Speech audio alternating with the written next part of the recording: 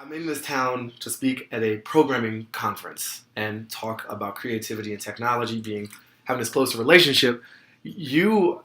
Are known most for a card game.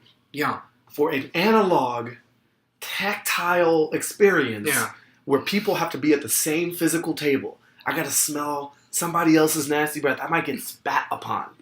And that is so different from where money and attention are flowing as far as new interactive experiences.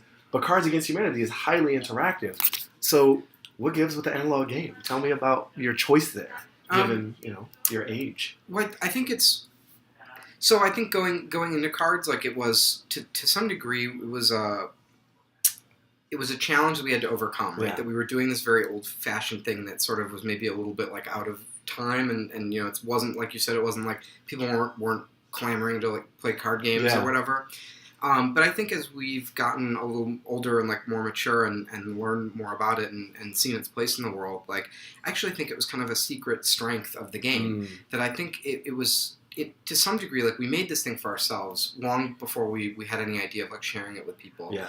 And it answered a need that we had in our lives, which is we wanted a reason to hang out with each other in real life and have a human experience that was not mitigated by screens or text or typing. I've got 4 screens in front of me right now, now. by the way. That's our life. And that's our lives too, right? I mean, I'm not saying anything bad about that because that's how I spend 18 hours a day staring at glowing rectangles. But we did have that need of like we wanted this way to connect with each other.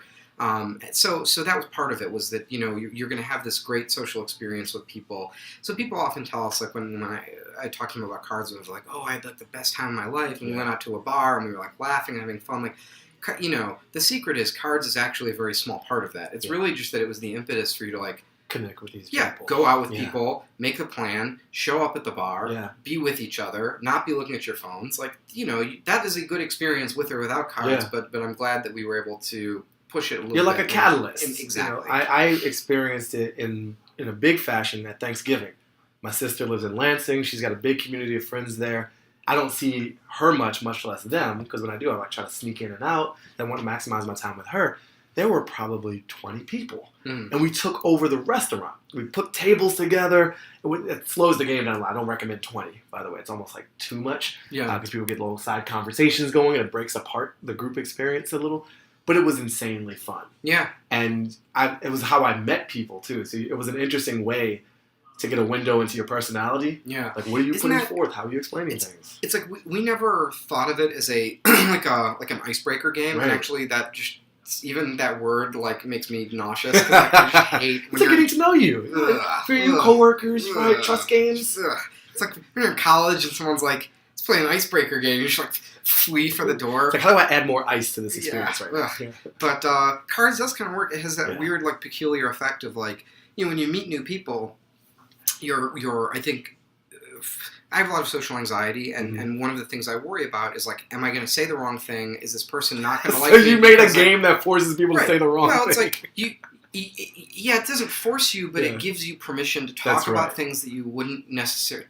You're saying out loud. The game is a framework that lets you say things out loud that you might not otherwise say to people. Yeah. And there's a certain tension there, but that's comedy, right? When you create that tension and then people laugh, there's like the tension and the release of the tension. It's like, okay, we're all cool. Yeah. Like, everyone can laugh at these things, and we're all aware of these taboos. Yeah. It's like taboos, or even like the things that normally divide people, right? And it's like, well, we'll put it all on the table. Like literally, it's right there, and we'll say it out loud.